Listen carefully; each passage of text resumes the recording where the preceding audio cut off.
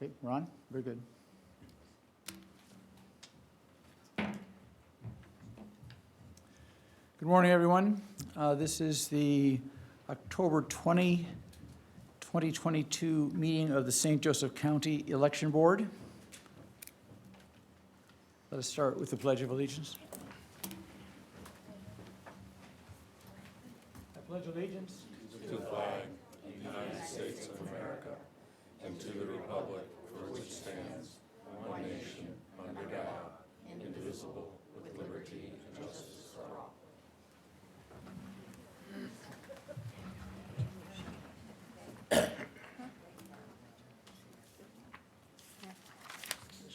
all. We have as the next item approval of minutes. We have minutes from the October 7th meeting and October 14th meeting. On the October 7th meeting, I know that we had a set prepared by staff, and then Tom had a couple of additional comments that he indicated that he had made. The problem is we don't have a recording because that was the meeting that was held at the warehouse, and there's no verification. What I would suggest is that we go ahead and approve the minutes as staff has prepared them, Tom, but you go ahead and make a record as to the additional items that you believe should have been included in there as well. That way we'll have the complete record as well. So based on that, I would move that we approve the minutes of October 7 as prepared by staff. And can I have a second for that? Second. Okay, and then before we vote on that, Tom, do you want to make a record with respect to the items you believe should be in the? Yes, I did. I want to do a voice check first, make sure I'm heard out there. Yeah, okay. Because apparently last time there were some issues. When I saw the draft of the minutes, my comment was there were two things missing from the comments I made at that meeting. One of which was I asserted that Rita needed to recuse herself from voting on the resolution because the resolution dealt with her and with her responsibilities as the clerk, and therefore it would not be something she should be voting on. And Michelle Engel said that she did not have to recuse herself, and so she voted on the resolution. And the second thing I said was I felt that the resolution was overreaching and violated the law, and that my concern was that if my position was correct, that we would be seeing litigation and possibly intervention by the state on our election board, and I wanted to avoid both of those and asked that the resolution not be voted, or be voted on with Rita's recusal. Thank you. We have a motion on the floor to approve the minutes of October 7. All in favor indicate by the sign of aye. Aye. Aye. All those opposed? Based on my prior comments, I have to say nay because that's information's not in there. But it'll show up in the next board meetings, and then I'll approve that. I'll vote in All right. favor of that. Let's then take a look at the minutes of October 14th. And I know we have had a couple of corrections to those. Tom, thank you for those that you have submitted, and staff has made those changes. Can we then have a motion to approve the minutes of October 14 as presented and amended by staff? I'll move to approve the minutes. Okay. Second. Okay, all in favor indicate by the sign of aye. Aye. Aye. Aye. Okay, motion passes. All right, then, next items on here are mostly updates. So let's see where we are with, for example, the poll worker training. I know that we have our dates set up, and we should be ready to go. I think that as I understand it, Dave, the materials on the technological side have also been updated at this point? The presentation for the poll pad demonstration, I did update that.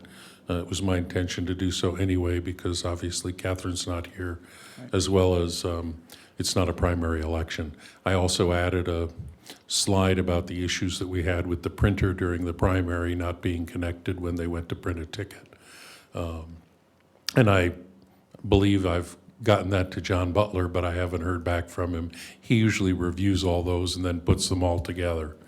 And then I did update the e-poll book guide again to remove primary election. There was also a page in there that referred to where you should go to vote if this wasn't your location, which is no longer relevant. So I removed that page as well. And that I forwarded to him, and I included, I think, most of you in that, so that you can have that. Typically, we print that and distribute that to the inspectors, and we usually distribute that to the vote center techs as well, so. Dave, I apologize for John in advance. He had a conflict of appointments today, so if we just stay intact with him, he thought the meeting was tomorrow, and then if anything, we can go ahead and invite him next week. Okay. Or please make sure that you get any Right. changes. Yeah, I was just waiting for feedback Yeah, from he- him that he got Yeah, the, he's usually pretty good about yeah, I know he is. Chuck, I emailed you, but slide 7 refers to Democratic sheriffs, which we no longer have. So John is aware of that issue, and on approval of the board, he will record that slide to take out the section about our Democratic sheriffs. All right, great, thank you.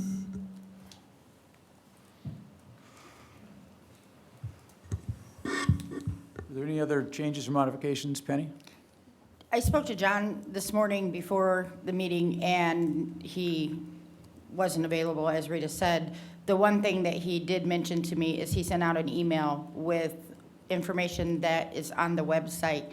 He still needs everyone to go through those pamphlets and handouts and what's on the website, because that's also what we use to give to the inspectors and the poll workers. So we need those gone over by the board and approved, or any changes made, so John can get them uploaded to the website and I can get them printed for handouts. And so John did send us the link for that then? For He the- sent attachments. There was one email with tons of attachments. So these are not, oh, yeah, I think I saw 6 attachments on that email. So this is not up on the website yet. It's waiting to go there based on our approval. Correct. Okay, great, thank you. So that is one thing that John is also waiting for. Right, and that was one of those attachments was the e-poll book guide, which was the one that I updated. So I'm not responsible for the other ones that are up Right, there. no, I understand that. But that one, so. Is the one that that John sent us, is that the one that you have revised already, or is? No, Does the that one he sent you predate? was the original one from the primary. Oh, I see. One of those 6 attachments was the e-poll book guide from the primary. Okay, I have since redone that, and that was what I then sent back, okay. was the updated So one. look at your version of that on, as well, which is on your email then, all right. Dave, Correct. can you email the updated version so we can print that for handouts? I did, but I'll do it again. Was I included in that I don't one? know if you were in it, but I know Yeah, they all were. That's the problem. Okay, sure. It's sitting on I'm my the printer. desktop here, so I'll do it now. Penny, can you ask John to resend that email, at least to me, the one with all the attachments on it? Yeah, I will ask him, I'll text him right now and ask him just to resend it to everyone. Okay, great, thank you. Yeah, it would be helpful to have the most current version all in one place, I think, for us to be able to review it. So great, thank you. One thing I also wanted to get input from the board on was there's been a video that had been sent by the state on non-confrontational tactics for election workers. It was a video that had been prepared, I'm not sure that the agency was, but I took a brief look at it, and I know that it's been screened by a few folks, and wanted to get the input as to whether that ought to be part of the overall training process. And I think that the thought is that there will be occasional voters or even non-voters who may be upset or confused, and poll workers need to be able to have non-confrontational ways of dealing with them so that nothing escalates or nothing gets out of hand. Any input on that in terms of whether that, I think it's about a 15-minute video altogether, as I recall. Rita? or- Right, but if you think that you're going to want to do that, we have to get something ASAP, because All right, so my sense is the video is self-contained. It's just it can be run as is. I mean, I don't think, there's voice and as well as some slides that go with it. I don't know that we need anything necessarily specific to us, do we? okay, so what are you asking, that be put on the website also? Yeah, I would think it on the website, and then the question is, should we actually run it at the same time that we run the training videos? Or is there enough time in the slot, in the time we have allotted? Training's almost. About an hour and a half, The entire hour and a half? Almost. yeah. All right. Well, my sense is that it's probably a good thing to put up on the on the website. I And, think that would be better for the person. If you start taking it over 2 hours, people lose you. right, and- I do understand that there's an awful lot of information there, and it's pretty dense, hard, and to absorb it's going to be, I think, a challenge. So, but I do think it's important to comment that it's there and that folks ought to take a look at it going forward. So let's go ahead and, if that's okay with the other board members, go ahead and upload it to the website and make it available. I haven't seen it yet, so I haven't had a chance to look at it, so I probably won't vote. But I mean, I don't want to take a position that later on I'm going to say, oh, no, I'll change my mind on that once I see it. I'll review it today, though. Okay. But I don't know if it, Would you rather wait until?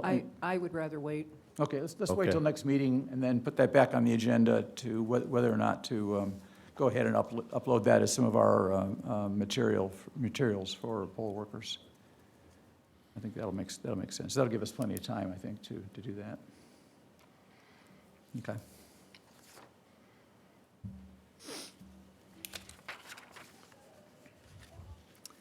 The other piece that we got was Buddy Kursitz was kind enough to forward to us a document, it's about a 40-page document entitled County Election and Polling Place Security Plan. Actually, it's dated October 2022, very recent, from the state of Indiana, Indiana Department of Homeland Security. And my question was, to what extent this is also relevant? There's some stuff here that is not necessarily relevant to what we're doing, but there's a number of things I think that might be useful. And there also may be some information in here that relates to what we're doing in terms of ballot room security, procedures, and things like that. So I think it's a useful document for us to keep track of, but I'm thinking at the same time, though, that it might be useful for if some folks want to take a look at it as well. I just Any thoughts received on that last night. I know, it's new, it's brand new, I know that. Any thoughts on that? Anybody else has a chance to look at it yet? I have not had a chance to look at it either. Right, I literally just forwarded it this morning, so I didn't even really get a chance Okay. yet. Well, why don't we, again, just table this particular question to the next meeting as well, as to what extent to include the manual, or this, it's called a County Election and Polling Place Security Plan, and it's done by the Indiana Department of Homeland Security, and to what extent that we go ahead and make that available as well, just as a general reference set of materials, but also it'd be available for us, for our future deliberations on these issues as well. It might be helpful if I got a copy of that, too. Okay, I'll get it, I'll send it to you, Dave. that'd be Thanks. great. Yeah, that'd be very helpful, Dave, to get your, because there are some technical aspects of this, and it'd be Yeah, good to get your input into that Figured as there well. would be. Yeah, both of you, actually. So. All right. All right, anything else on poll worker training that we need to address or be aware of? Anybody's aware of? All right. I am still in need for travel boards from both parties. Again, we're going to be sending all three of them out to Hamilton Grove on Wednesday. So if you could please, please, please get me that as soon as possible so we can arrange our dates. I did receive vote center names from everybody, and I think we I don't know if they're filled or not. Sorry, we've been busy. If there's still positions that you guys still have to fill? We do, and Linda asked me, like, what the hours would be and what the pay is. I think those have been sent several times, but, Hours are 5 to dawn. For, yeah. for the Vote travel center board. is what they're talking about? I'm talking about travel board. Oh, She 50 went on to vote centers okay. already. Travel Yeah, board, travel sorry. board is $15 an hour for their first times, and then if they've been repeat, then, no, I think it's 50, I'm sorry, Lana? Yeah, if they've been doing it for more than 1 year, it would go up to the next pay raise, which would be $18 an hour. And we can't say what days, what hours. Sure. No, They that's fine. just have to be available. It's when it's We did scheduled. I did have a phone call from Memorial Hospital wanting to know whether they could have travel board go on Election Day itself. And after checking with the county attorney, it has to be a unanimous decision according to Indiana Code 3-11-4.5-1, that it has to be a unanimous decision, but that person that was admitted would also have to be admitted that election day itself. Right, so you might want to check that over, Clint, am I stating that properly? Because we do have travel board is available through Monday, November 7th till noon. Okay, so this would be a change in an unusual, to have it available on Election Day. Yes. Okay. Did this request arise out of a need, something that the hospital saw last year? I or- think probably because during 2020, during COVID, they Oh. had appointed a travel board to do it during the regular times of election, up till, that Monday at noon. But we really didn't have anybody, I think one time that I can remember in the past 15 years, did we have somebody request on Election Day itself. Okay, But it has to be a unanimous decision by the election board to do, and I guess that would be on a on-call basis on Election Day. okay. But And- again, you might want to check the statute on that. Okay, Can and you cite it again? Can you cite the statute again? Sure,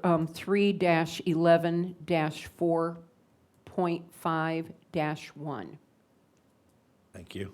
And travel board will be out, including Monday, November 7th, so, but only till noon, or till we finish. Let's say if somebody calls in, then we would be finished. But if they call after 12, we are no longer able to do it. Okay.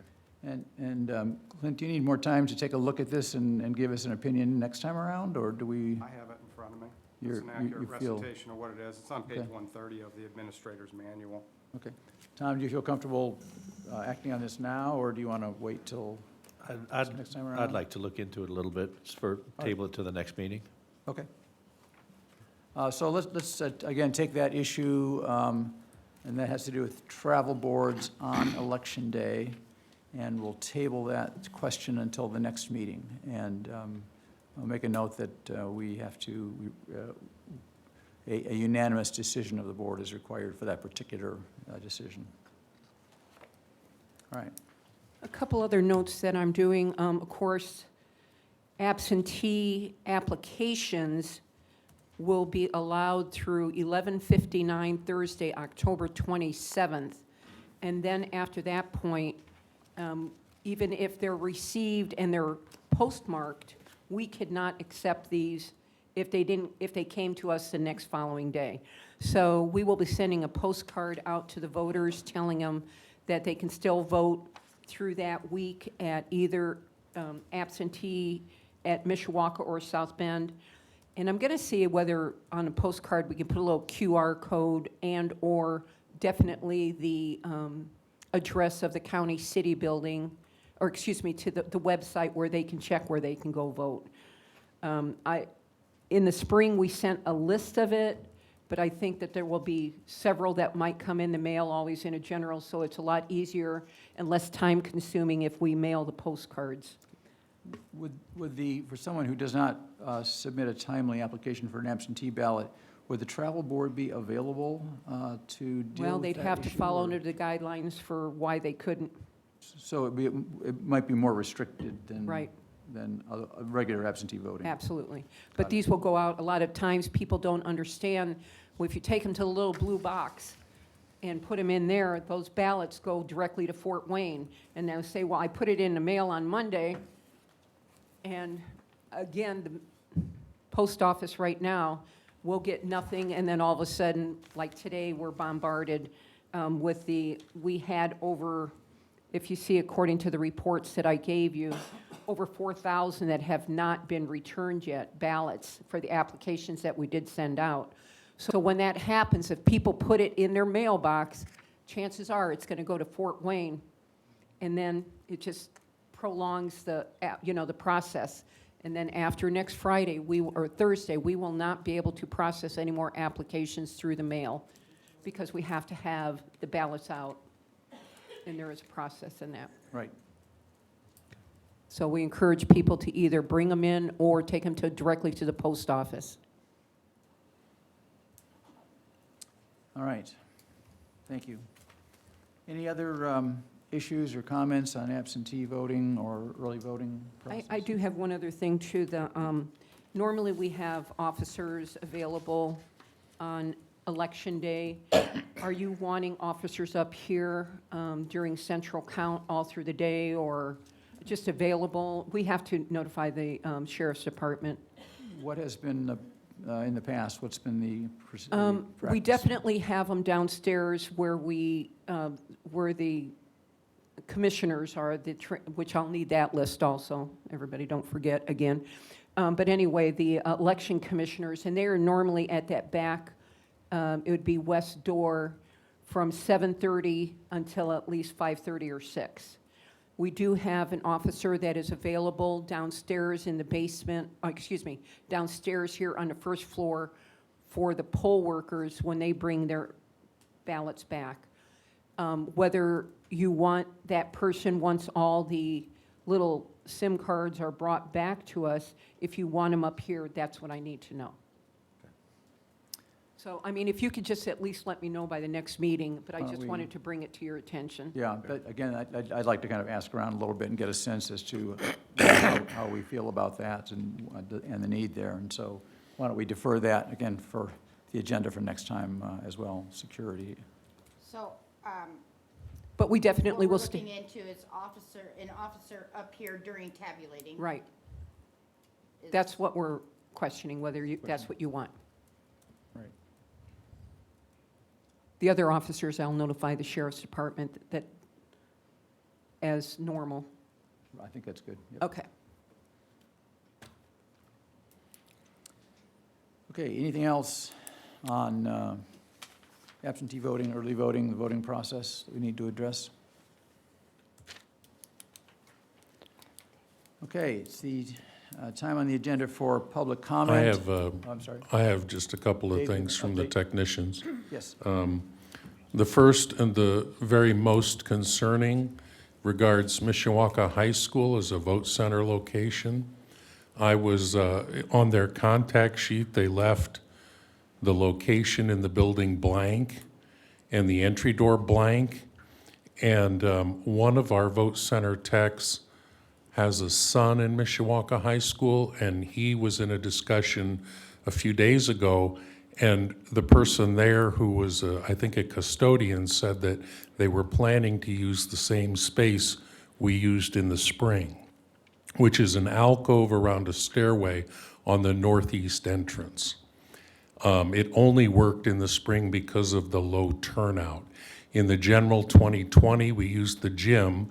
That was what we were planning to use, and they steered us when we were doing setup into that alcove. In the general 2020, there were over 1,800 people who cast ballots at Mishawaka High School. That entry door is a one-way street with parking on either side of the street, and that's not sufficient. The gym is in the back next to the parking lot.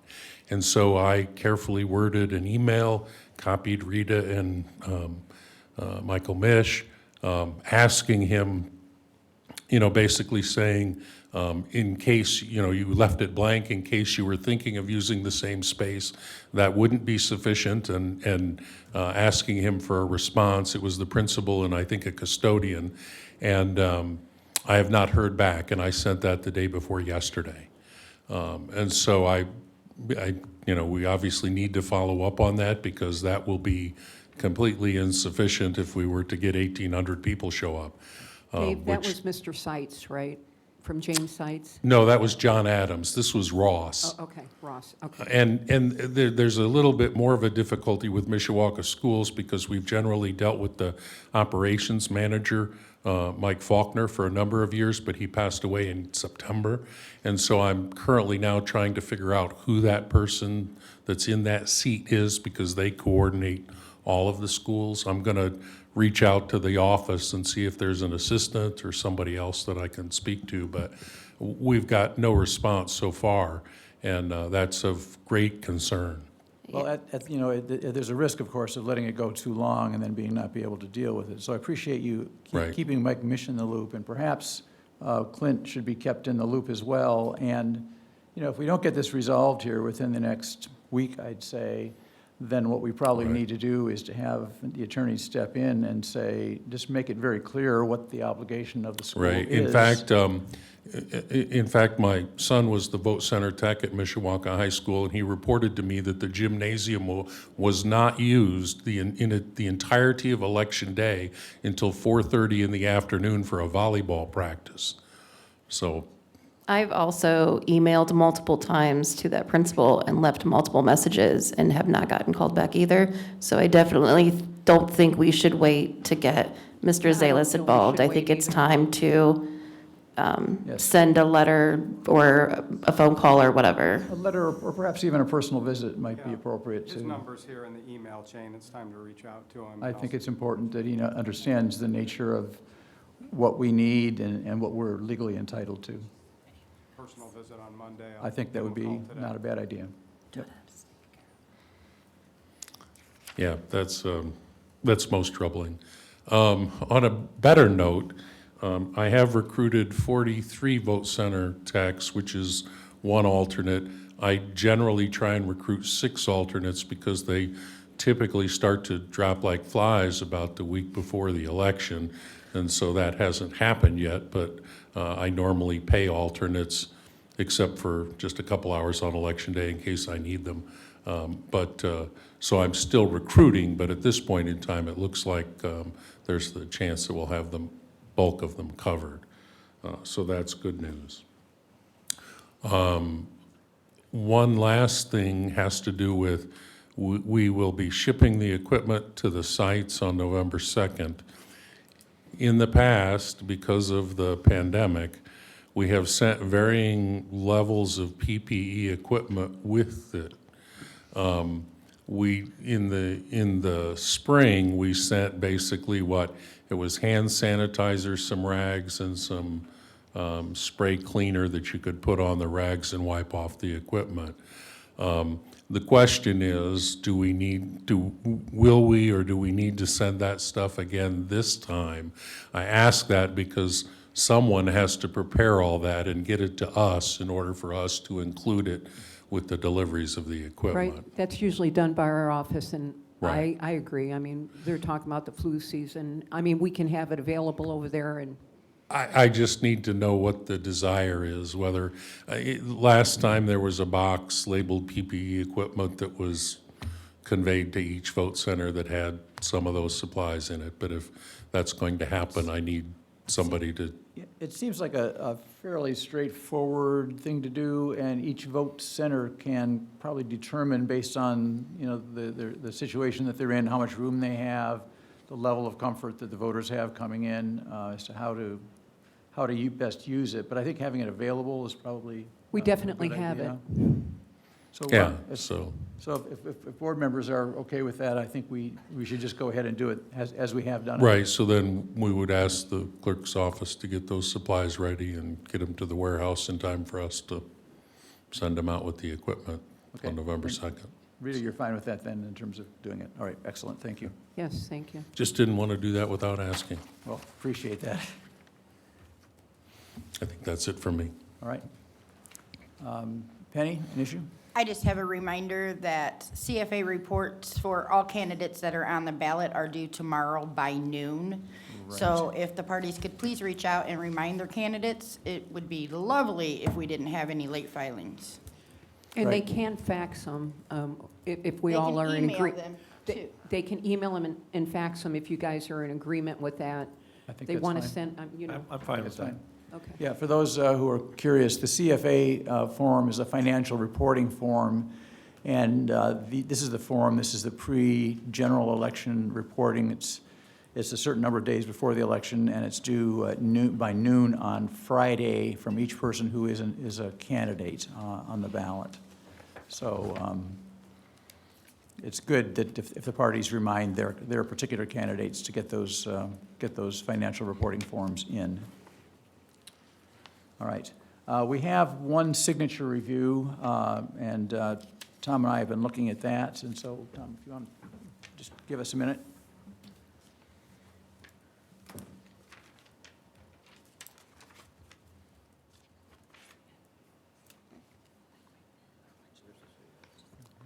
I don't know why it turns on. Nick, while they're looking at that, are we all good with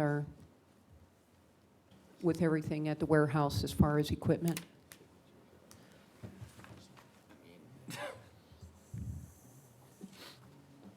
Yes.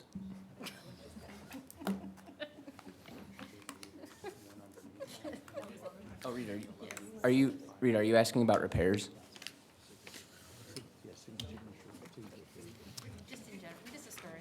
The repairs are scheduled for next week.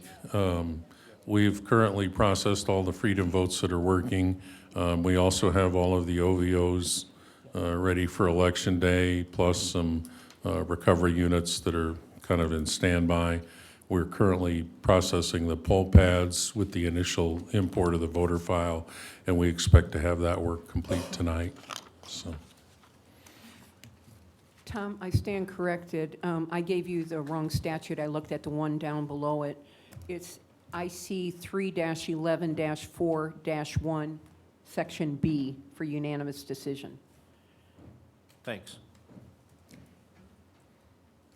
All right, for the record, Tom Dixon and I just reviewed the signature on an absentee ballot application, and we approved it, and I gave it to Rita, so that will be processed as The application.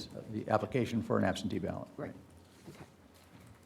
One of the problems, and Tom made this comment as well, one of the problems that we have with signatures is that some of the signatures that we see are ink on paper signatures, and some of the signatures are finger on iPads or things like that, and sometimes they look quite a bit different. I know my signature looks significantly different on those two things, and so it's hard to sometimes match those things up, but in this case, it certainly looked like the same person. All right, let's go to item 6 on the agenda, which is public comment. Are there any comments from members of the public? Debbie Ladega Block. I just have a name for Dave to contact for the high school. I just got it from them. Ken Kalenbach. Yeah, I think he's listed as the Assistant Operations Director. Ken Kalenbeck? Yes. Okay. I think I have Great. a number for him. Thank you, Debbie.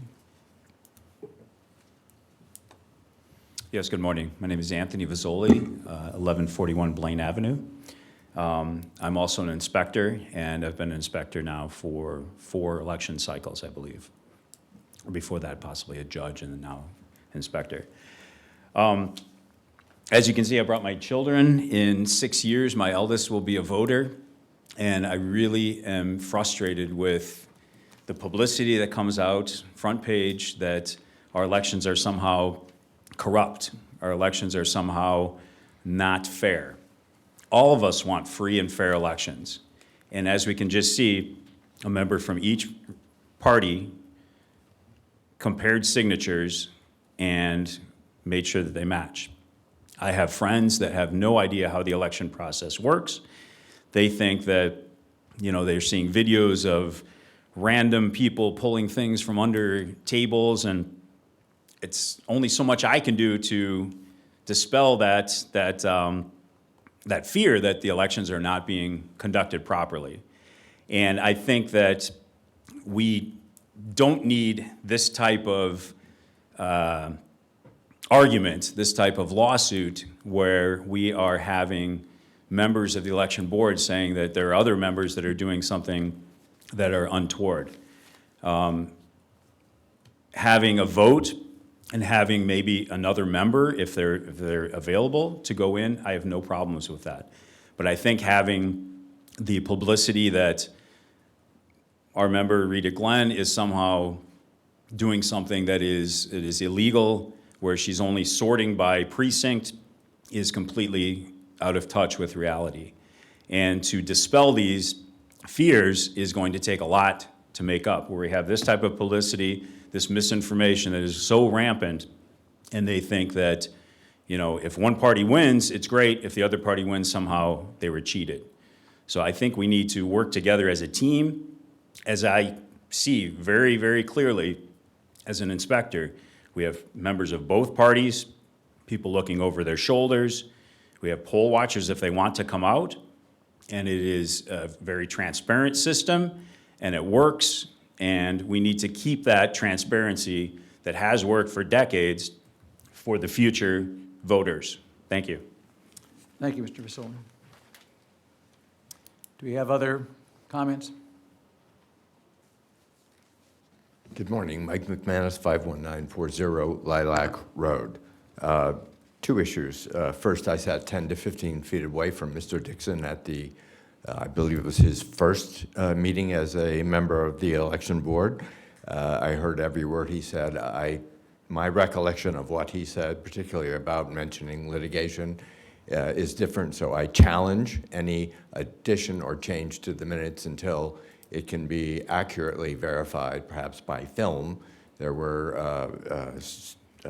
TV stations there, so I don't think the minutes should be changed based on his current recollection.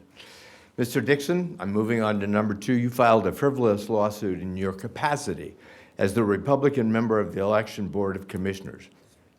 The organization is known as the Indiana Republican State Committee, Inc., and the St. Joseph County Republican Party, which has as its members, for example, Susan Baxmeyer, who's sitting right here, Amy Rolfs, who is sitting right here, Carl Baxmeyer of the Commissioners, who is wasting our taxpayer money to hire lawyers from Indianapolis, 4 of them, to watch you and monitor this litigation. You are wasting our time. The focus of your lawsuit is a resolution that was voted on that first Friday. It's frivolous, totally frivolous. One of the members that you sued, who's sitting directly to your right, was not even present and did not vote on the resolution. The Indiana statutes that you cite in support of your resolution conclusively prove the frivolity of your lawsuit because they actually determined that what was done is completely within the bounds of the law. And most importantly, today, for the 3rd time, after the first meeting before your litigation, the meeting immediately after you filed your litigation, and today, you did just now exactly what you complain about in the litigation. You participated in looking and acting on absentee ballots. So your lawsuit is nothing but another waste of our time. Furthermore, as a lawyer, you should have known better to put in your lawsuit immaterial and defamatory information. You've made accusations against Ms. Glenn that you know not to be true. You couched it in terms of, oh, it has been alleged and it has been said. That has nothing to do with how a vote was conducted on the resolution. So you continue to waste our taxpayer money. Mr. McManus, go ahead and please wrap it up. Yes, sir. One question, Mr. Dixon. Who is paying for all this? You filed in your public capacity. Are we taxpayers paying for this frivolous lawsuit? Or because the Republican Party is involved, is dark money from the Republican Party also paying for your lawsuit? The public is entitled to know that, and I demand that you provide that information to all of us.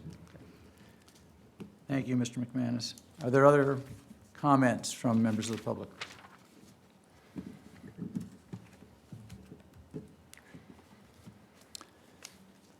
Seeing none, we will ask for a motion for adjournment. Can we set another meeting? Oh, another meeting date, sorry. I don't think that, as long as the parties get me the names, we don't need to discuss the travel board anymore at a meeting. just an FYI, so as long as you can get me the names as soon as possible. Travel board names.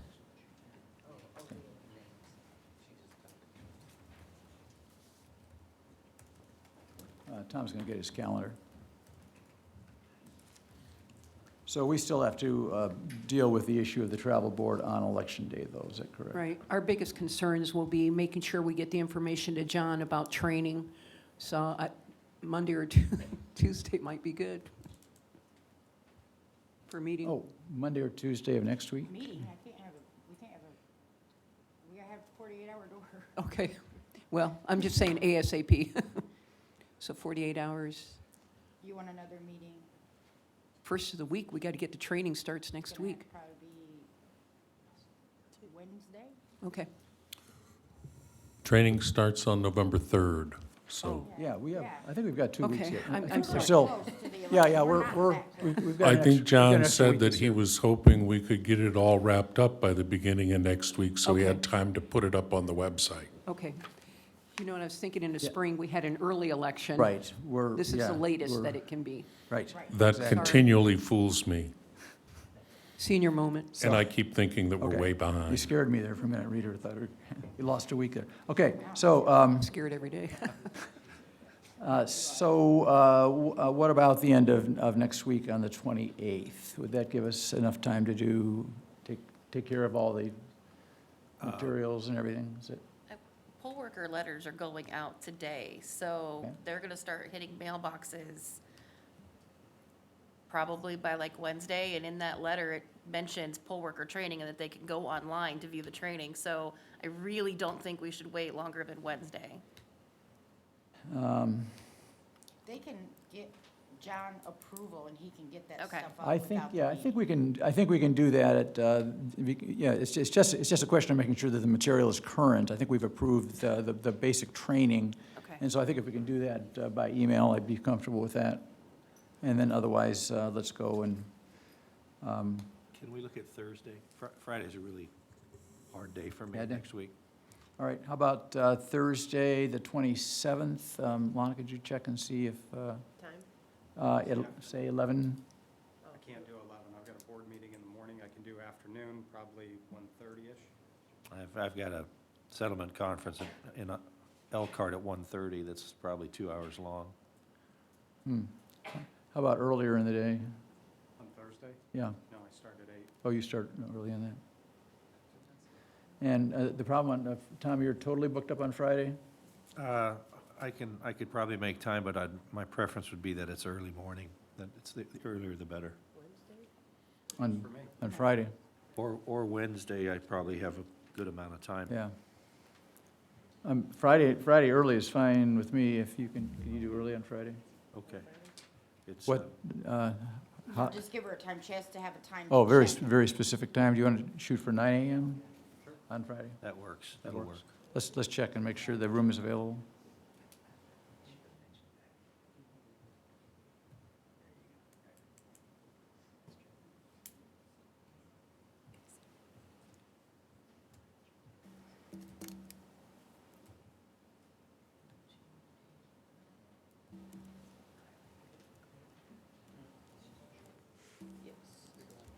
Yes?